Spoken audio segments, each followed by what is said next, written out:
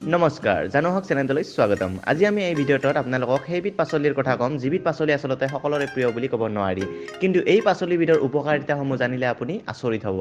এই পাচলিবিধ হৈছে মূলা। মূলা আমাৰ শৰীৰৰ বাবে যথেষ্ট গুণকাৰী। শীতৰ আগমনৰ আগে আগে বজাৰত মূলা আহিবলৈ আৰম্ভ কৰে। এতিয়া আমি আপোনালোকক জনাম মূলাৰ উপকাৰিতা। আহক ভিডিঅ'টো আমি আৰম্ভ কৰোঁ। মূলাত ভৰপূৰ মাত্ৰাত এণ্টিঅক্সিডেণ্টছ আৰু মিনাৰেলছ যেনে কেলছিয়াম আৰু পটাছিয়াম আদি পোৱা যায় আৰু এইবিলাক পুষ্টিয়ে উচ্চ ৰক্তচাপ কমোৱাত সহায় কৰে। মূলাই কিডনী পৰিষ্কাৰ কৰাৰ ক্ষেত্ৰতো সহায় কৰে।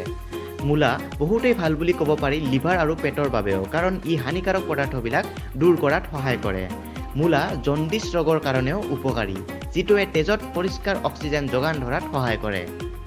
মূলা ওজন কমোৱাৰ ক্ষেত্ৰতো অধিক পৰিমাণে সহায় কৰে, কাৰণ মূলাত পানীৰ মাত্ৰা বহু পৰিমাণে পোৱা যায়, যিটোৱে আমাৰ শৰীৰটোক হাইড্ৰেট কৰি ৰখাত সহায় কৰে আৰু লগতে মূলাত কেলৰিও কম থাকে। মূলাত বহু মাত্ৰাত ফলিক এচিড আৰু ভিটামিন চি পোৱা যায়। মূলা ছালৰ বাবেও ভাল, কাৰণ ইয়াত ভিটামিন চি আৰু লগতে অধিক মাত্ৰাত পানী থাকে।